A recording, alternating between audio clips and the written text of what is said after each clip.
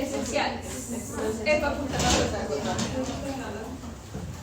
Bueno, entonces, característica acá de estas, pues ya les había dicho, es que son, como su nombre lo dice, aparecen solo dependiendo de la necesidad, por eso las llamamos estructuras facultativas, es decir, que acá no todo el tiempo vamos a tenerlas presentes en las células, es decir, que van a haber algunos momentos en que son activas y otros momentos en que no van a estar. Acá ocurre algo similar a lo que ocurre con la célula eucariota animal, y es que en teoría todas tienen los genes para todo, ¿cierto? Solo que dependiendo de la especialidad pues van a estar expresados o no. Acá va a ocurrir algo similar. Y pues diferente a la célula eucariota, eso también lo vamos a ver, acá vamos a tener una característica, y es que los genes van a ser bastante cambiantes, y eso también puede dar la adquisición de nuevas características a la célula. ¿Listo? Entonces partimos de esos dos principios grandes. Dentro de esas estructuras facultativas vamos a tener la primera, es la cápsula. La cápsula, así como en los hongos la describíamos como una estructura adicional, ¿cierto?, que aparecía a la periferia, va a tener una composición heterogénea, más ya sea de proteínas o de azúcares. Esa composición va a variar, es decir, que no necesariamente vamos a repetir el mismo azúcar, sino que podemos tener varias combinaciones de azúcares que nos llevan a la formación de la cápsula. La cápsula aparecería después de la capa S, que ya hablamos en la clase anterior, es decir, que en esas bacterias encapsuladas la cápsula sería la parte más distante que habría del nucleoide a nivel de la parte externa. Por lo tanto, esa cápsula va a ser importantísima para la adherencia a superficies. Cuando una bacteria que tiene la posibilidad de generar cápsula, de encapsularse, la presenta, pues ahí es donde se va a dar la adhesión. Importantísima también porque resulta que la presencia de cápsula es uno de los mecanismos de resistencia que evita la fagocitosis, es decir, que las bacterias encapsuladas van a ser difícilmente fagocitadas, y eso va a tener una ventaja para las células que la presenten. Importantísima, que va a también dar resistencia a la lisis por el complemento, favorece el mimetismo inmune. Muchas veces los antígenos o las estructuras presentes en esa cápsula, ya sean de azúcares o de proteínas, va a favorecer que se dé el mimetismo con respecto a las células del hospedero. Y adicional, cuando las bacterias encapsuladas están al interior o viven intracelularmente, difícilmente van a ser degradadas. Ya eso lo hemos hablado en muchas ocasiones, que sí o sí una bacteria o un microorganismo que ingresa a las células necesariamente dentro de esa célula se va a degradar, porque es la vía básica endocítica. Acá las células encapsuladas sobreviven. Siempre vamos a ver el cuerpo de la célula, la parte interna, y la cápsula, observen que es casi del doble del cuerpo de la célula como tal, es decir, que no estamos hablando de una capa pequeña, es una capa bastante prominente con una composición heterogénea que puede estar compuesta de homopolisacáridos. Piensen que sea glucosa repetida todo el tiempo, es un polisacárido porque son muchas glucosas, ¿cierto?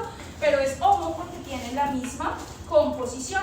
O puede estar compuesta de heteropolisacáridos, es decir, azúcares o de origen o de estructuras diferentes, y eso va a dar una variabilidad a esas cápsulas.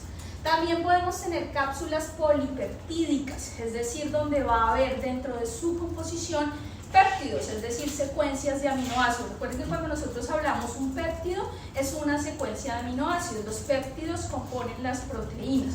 Las proteínas son uniones de péptidos. ¿Listo? Cuando entremos a hablar, por ejemplo, de estreptococo versus meningococo, ahí entraremos a hablar cuál es polisacarídica, cuál está compuesta de homopolisacáridos o heteropolisacáridos, y cómo va a ser el reconocimiento a estas. No todas las bacterias son encapsuladas, y eso lo vamos a ir viendo a lo largo del curso, por lo tanto las particularidades las hablaremos cuando llegue el momento pertinente. Este es un ejemplo, es súper borroso allá, de polisacáridos. Observen, todas estas son polisacarídicas, y acá en la parte inferior para Bacillus nos muestran que es polipeptídica. Inclusive en el caso de Streptococcus pyogenes llega a tener composición de ácido hialurónico, es decir, que su composición llega a ser bastante heterogénea. Creo que así se va a seguir viendo. No sé si alguien puede en la parte superior mover como el foco, porque no es efecto de la imagen acá, sino del video mini está ese foco. El deterioro de la salud. Ya saben que salón es mañana, ustedes me avisan antes de...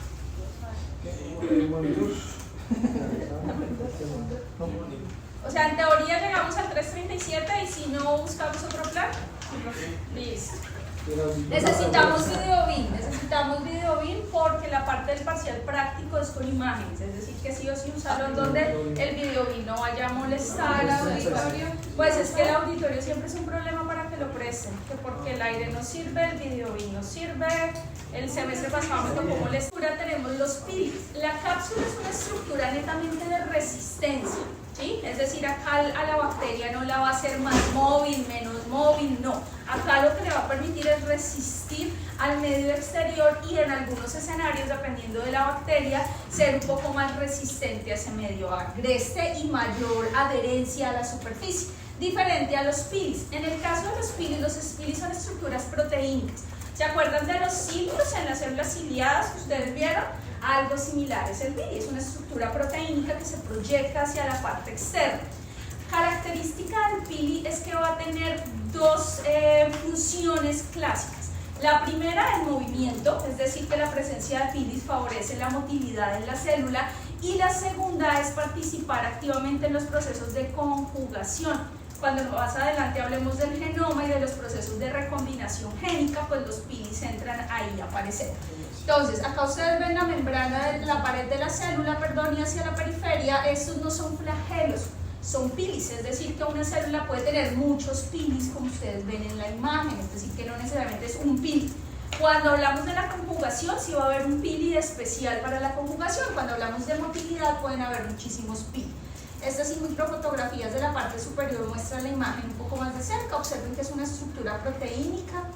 Esta sería una proyección tridimensional y esta sería la forma, los dominios que contiene.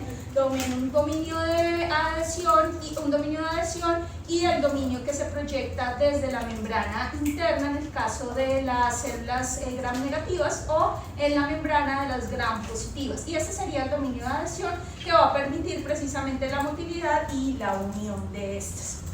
Entonces acá ustedes pueden observar la estructura, es una proteína lo que tenemos hacia la parte interna de la membrana, ya sea interna negativa o de la membrana de las gram positivas. Observen que aquí se van a ensamblar las proteínas que van a ser la base y observen que son ATPasas, es decir que aquí es el ATP lo que va a dar la fuerza para el movimiento de esa estructura proteínica. Estos son los pilis de tipo 4, observen que están compuestos de la proteína, se llama la pilina, que sería cada uno de estos círculos morados, y estos van saliendo y se van ensamblando unos sobre otros. ¿Se acuerdan del ensamblaje de la actina? Que eran puras bolitas unidas unas con otras. Acá va a ocurrir exactamente lo mismo, las pilinas se ensamblan, se unen entre ellos para formar estos filamentos largos hacia la periferia. En el caso de las gram negativas, pues debe atravesar la pared y la membrana externa, es decir que acá debe haber una estructura proteínica que permita hacer ese puente. En el caso de las gram positivas, pues sale de la membrana hacia la pared. Al detalle, estos serían los diferentes dominios, pero pues digamos que no vamos a entrar a ver qué estructura. Siempre recuerden que lo que atraviesa membranas tiene que ser homofílico para poder interactuar con los fosfolípidos, y el resto pues tiene que ser hidrofílico para poder interactuar con el agua, porque eso se supone que debe estar siempre en medio acuoso. Y la bomba de intercambio, que es de ATP, es decir que acá necesita energía para el movimiento. Igual que en las células eucariotas, la célula bacteriana requiere energía y la energía es el ATP. Acá no vamos a cambiar, sigue siendo lo mismo. Más adelante, cuando hablemos de metabolismo, verán que no tiene nada diferente. Importante en la adherencia, en la formación del biofilm, en la motilidad y en la conjugación, que es lo que veremos más adelante dentro de esos mecanismos. Adicional a los pilis, dentro de las estructuras asociadas a la motilidad están los flagelos. Señor. Una pregunta, la cápsula como tal, ¿cómo hace para estar adherida a la célula como tal? Usted dice que era mucho más grande, ¿cierto? Y el espacio entre la célula y la cápsula es muy grande. Pero hay el ensamblaje de la cápsula, las proteínas de la cápsula o los polisacáridos de la cápsula se ensamblan. Si es en una célula gram positiva, sobre la capa S, ¿sí? Es decir, después de la pared viene la capa S y sobre ella se va a ensamblar, manteniendo la unión estable sobre esa capa, y en el caso de las gram negativas, sobre membrana externa. ahí es donde mantienen los puntos de anclaje, similar a lo que hablábamos como el peptidoglicano que tenía, exacto, el punto de unión acá va a ser algo similar, solo que va a estar anclado o a la capa S, las gram positivas, o en el caso de las gram negativas a la membrana externa, que es mucho más prominente, ¿sí? En el caso de la motilidad, entonces les hablaba de los flagelos. Acá, diferente a la célula eucariota, vamos a tener células con diferente número de flagelos, es decir, que no son de un flagelo exclusivo, sino observen, pueden tener dos o pueden tener muchos, ya sea en uno solo de los polos o distribuidos a lo largo del cuerpo de la bacteria, es decir, que acá no hay como una regla que diga todos los flagelos o todas las bacterias, no. Clásicamente uno asocia a las gram negativas como células flageladas, no significa que las gram positivas no lo puedan generar, ¿no? Pero digamos que es como clásica siempre, uno ve gram negativas flageladas, gram positivas encapsuladas, pero pues no son normas porque todas pueden generar diferentes estructuras. Entonces, ¿qué es lo que vamos a tener? Igual, una estructura proteínica, observen, esta sería una pared gram negativa, acá tenemos la membrana externa, la pared de peptidoglicano, la membrana interna, y observen cómo el ensamblaje se da desde el citoplasma, es decir, que hay proteínas que se empiezan a organizar en la parte citoplasmática de la célula, que atraviesan membranas, que atraviesan pared, y ya hacia la membrana externa es donde se va a empezar a generar el filamento del flagelo. Hay una proteína de anclaje, de unión entre el cuerpo basal, que sería esa estructura proteínica que atraviesa las diferentes estructuras de la bacteria, el cuerpo de unión, y finalmente tenemos el filamento, que sería la estructura como tal del flagelo. Entonces, este es el caso de la estructura para Salmonella y E. coli, son gram negativas, Vibrio, igual acá vamos a tener, si observan hacia la parte interna, es decir, hacia la parte citoplasmática, diferente a lo que veíamos para los pilis, donde es intercambio o por hidrólisis de ATP, acá la energía va a provenir del ingreso o de la salida, es decir, del metabolismo, del transporte, perdón, de iones como hidrogeniones o como sodio, es decir, que acá es súper importante entender que la célula eucariota también mantiene un contacto con el medio y requiere los nutrientes del medio. Esos nutrientes van a ingresar por diferentes mecanismos, unos de estos, por ejemplo, es a través del intercambio de la fuerza que requieren estas bombas móviles para poder generar la fuerza del movimiento de los flagelos. Les decía que podíamos tener células con un único flagelo, células con varios flagelos pero ubicados solo a uno de los polos, células con varios flagelos pero hacia los dos polos, o sencillamente una distribución sobre toda la superficie, flagelos distribuidos sobre toda la superficie de la célula. Entonces eso también va a ser supremamente heterogéneo y relativo dependiendo de la especie que estemos hablando y dependiendo del ambiente que vivan. Clásicamente las que viven, por ejemplo, en agua, pues van a tener mayor número de flagelos que una bacteria que vive en la tierra. Pues una bacteria que vive en la tierra no va a necesitar flagelos, diferente a las que sí están viviendo en el agua.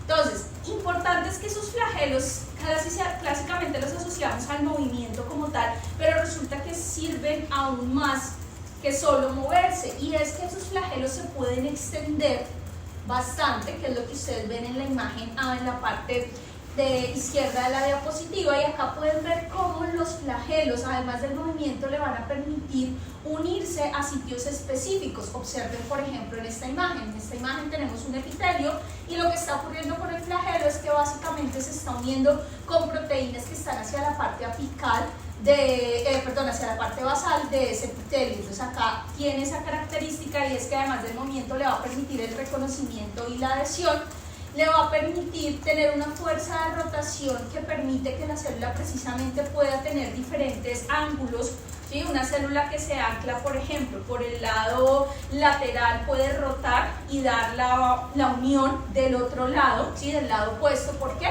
Porque los flagelos le van a permitir mantener esa unión, pero también poder rotar fácilmente, porque ellos pueden rotar sobre ellos mismos.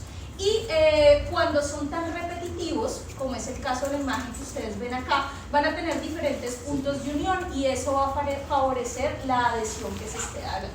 Entonces, importantísimos para el reconocimiento, ¿cierto? Pero así como pueden ser asociados asociados con el reconocimiento por X tipos de receptores también pueden servir para la evasión. Hay algunos componentes de los flagelos presentes en los dominios más distales que dependiendo de la bacteria precisamente los van a usar para la evasión inmune. ¿Por qué? Porque asemejan antígenos de la célula, porque esconden o no son patrones moleculares asociados a patógenos y eso va a servir que se pueda evadir la respuesta. Adicional, en algunos casos pueden acercar. Las bacterias por principio se mueven por diferentes o responden al movimiento basado en diferentes situaciones, por ejemplo nutrientes, por ejemplo el quorum sensing. El quorum sensing son diferentes señales que envían otras bacterias para decirle a la bacteria que debe ir a tal lado, ¿sí? Para darle direccionalidad. Así como en el cuerpo, por ejemplo, los linfocitos se mueven por moléculas de homing, acá lo que vamos a tener son diferentes señales que llegan y que hacen que esos flagelos puedan llevar a la célula al sitio donde se va a dar el reconocimiento. ¿Sí? Adicional, pueden llevarlo donde están los nutrientes, ¿cierto? Y ya les decía que sumado a eso puede haber expresión activa, es decir, observen acá en las imágenes, todos los flagelos están presentes y eventualmente pueden desaparecer. Es decir, como el flagelo no es una estructura esencial, la bacteria no requiere tenerlo presente todo el tiempo. Lo puede tener presente como lo puede revertir, es decir, esconder el flagelo dependiendo de la necesidad. Piensen que las proteínas del flagelo están siendo reconocidas por las células del hospedero y ese es el mecanismo de activación del sistema inmune. ¿Qué hace la bacteria entonces? Disminuir o eliminar al todo la expresión de los flagelos y eso hace que se dé la evasión del sistema. Sumado a los flagelos, a las pilis y a las cápsulas hay una cuarta estructura que también es facultativa y que no todas las células van a desarrollar, que es las esporas. Si ustedes ven, las esporas tienen la característica de que arrancan o se desarrollan dentro del cuerpo de la bacteria. Tal vez en esta imagen observen, el cuerpo son todos bacilos gram positivos, todo se ve morado intenso y este punto blanco que estoy tratando de enfocarles sería la espora. ¿Por qué? Porque la espora, que sería este punto blanco, se desarrolla dentro del cuerpo, que es lo que vamos a ver a continuación. Entonces, normalmente, ¿qué es lo que tenemos? Tenemos una célula, ¿cierto? Que esa célula, dependiendo de la señal, si la señal es adecuada en el medio, pues se va a dividir, ¿cierto? Entonces simplemente se divide y tengo dos nuevas células. Pero resulta que el medio es supremamente agresivo, es decir, que nosotros hoy almorzamos y resulta que dentro de la comida, cuando la estaban preparando al aumentarle la temperatura a, no sé, a la sopa, pues las bacterias que cayó ahí tienen que esporularse porque la temperatura es supremamente alta, ¿cierto? ¿Cómo se va a esporular? Entonces observen, esta es la bacteria, observen cómo arranca el proceso de división, pero acá proceso de división va encaminado a, o viene de la mano, no a la generación del anillo septal, es decir, para la ruptura del citoplasma, sino que viene asociado con unas proteínas que no van a favorecer la elongación, sino que van a favorecer la esporulación. El DNA se replica, se hace todo lo adecuado, las proteínas se empiezan a proyectar hacia uno de los polos, por eso es que la espora siempre la vamos a tener hacia un lado del bacilo, en este caso, observen que no está en la mitad, sino hacia uno de los lados. Allí se va a consolidar el cromosoma, es decir, se va a convexar el cromosoma bacteriano y observen cómo finalmente aparece el septo. Se va a empezar a separar y sobre ese septo o esas estructuras del citoesqueleto, diferente a la partición del citoplasma, lo que va a ocurrir es la generación de una capa que es el exosporium. El exosporium es una capa cargada de diferentes componentes, tanto polisacarídicos como proteínicos, que va a generar que ese cromosoma quede completamente aislado del resto del citoplasma. Observen que todavía la integridad de la célula se mantiene y acá la espora queda lista. ¿Qué ocurre posteriormente? Que la pared se desintegra, se pierde el cuerpo y lo que va a quedar libre es la espora. Entonces volvemos al ejemplo, esto ocurrió cuando se hacía la sopa, ustedes se tomaron la sopa y en la sopa venía la espora. ¿Qué va a ocurrir? Que cuando la espora llega al organismo y encuentra nuevamente las condiciones adecuadas, de la espora vuelve a aparecer el cuerpo de la bacteria. ¿Sí? La espora se reactiva, pierde esa estructura del exosporio, es decir, de esa membrana gruesa que se forma hacia la parte externa, aparece nuevamente en la pared y la bacteria vuelve a dividirse y empieza a arrancar todos los ciclos, ¿sí? Las diferentes formas de esporas, esta sería la estructura hacia la parte interna o hacia la parte del coro núcleo de la espora. Lo que vamos a tener es el cromosoma bacteriano protegido, vamos a tener la membrana interna de la célula, ¿cierto? Vamos a tener que esa espora genera una pared, posteriormente aparece la corteza, aparece una membrana externa que sería esto morado y después de esa membrana externa se ancla una capa proteínica y eso es a lo que nosotros vamos a llamar el exosporio. Observen que no es solo una capa, es una suma de varias membranas y varios componentes, tanto de pared, de corteza, de membrana y proteínica, lo que va a dar la estructura de la espora. Ahora, todas las esporas tienen lo mismo, eso va a ser relativo. En la imagen que ustedes tienen a la derecha, en la parte superior, vemos una espora de Bacillus anthracis y en la parte inferior una espora de Bacillus subtilis. Los dos son bacilos, pero pertenecen a especies diferentes. ¿Cuál va a ser la diferencia? Los dos esporulan. La diferencia va a ser en la composición de la espora. La espora de Bacillus anthracis, observen, tiene glicoproteínas, que sería lo que vemos en 1, y en 2 la membrana basal y el núcleo del exosporio, que sería lo que vemos aquí adentro. Y en la de Bacillus subtilis igual, es un bacilo, igual esporuló, pero ¿qué cambió? Que la composición de la espora va a ser diferente. Igual, una capa de glicoproteínas, pero sumado a eso tiene una capa externa y una capa interna. Esas capas internas o externas son composición variada entre proteínas y polisacáridos que van a dar la resistencia a la espora. Las esporas son tan resistentes que en una tinción normal, como una tinción de Gram o una tinción de Sinilsen, no se tiñen. Los colorantes no penetran la capa de la espora. Debemos hacer coloraciones diferentes, por ejemplo como verde de malaquita, donde la espora debe calentarse, el contenido de la bacteria que se va a teñir para que el colorante pueda ingresar. El colorante debe tener una composición química que favorezca la penetración de esas capas para finalmente poder teñir la espora. Lo que siempre vamos a ver, y eso lo veremos en el laboratorio, son pequeños huecos dentro de la estructura del cuerpo del bacilo, que se tiñe con Gram el cuerpo del bacilo, pero la espora queda completamente blanca. Por eso vemos como unos orificios que quedan en la estructura. Eso es lo que les decía, la célula vegetativa, cómo se empieza a desarrollar. Acá hay un proceso de división, de replicación del DNA, la espora en formación, aparecen todas las capas, aparece el exosporio y eso es lo que vamos a tener. La espora finalmente que sale de las bacterias. Estas esporas toman alta relevancia. Hace décadas atrás se usaban como bioterrorismo, en particular el Bacillus anthracis, que es el conocido anthrax, porque esas esporas, cuando se enviaban dentro de cartas o de diferentes estructuras inertes, cuando llegaban a la persona que abría este tipo de paquetes, iban a salir, la persona lo respiraba. Al respirar, pues el principio básico de la espora es que si usted respira la espora, consume la espora, pues la bacteria se va a desarrollar. Entonces se enviaban concentraciones bastante llamativas de esporas y dependiendo de los cuadros, en particular el Bacillus anthracis, pues iba a generar unos cuadros bastante agresivos en el individuo que lo estuviera desarrollando. Estamos hablando de décadas atrás, ¿no? Ya en la actualidad eso, digamos que ha avanzado un poco más y ya no nos referimos al bioterrorismo. Entonces, independientemente de las estructuras facultativas o esenciales, pues hay algo básico que siempre vamos a tener y es esos bacterios, ¿no? Que tienen la característica y es un DNA circular, un citoplasma, una membrana, una pared, ¿cierto? Que dentro de diferentes condiciones pueden hacer ciclo celular continuo, ¿cierto? Estarse dividiendo o bajo ciertos factores, como factores del medio exterior, entrar en dormancia y quedarse ahí y esporular, ¿sí?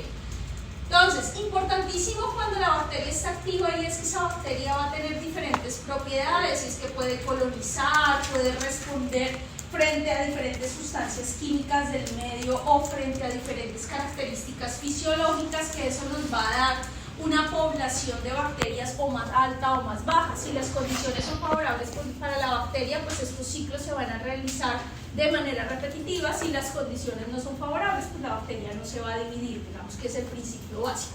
Pero independientemente de esas estructuras, vamos a tener que las bacterias adquieren tres formas características: los bacilos, los cocos y los espirilos, donde entran los vibrios y demás.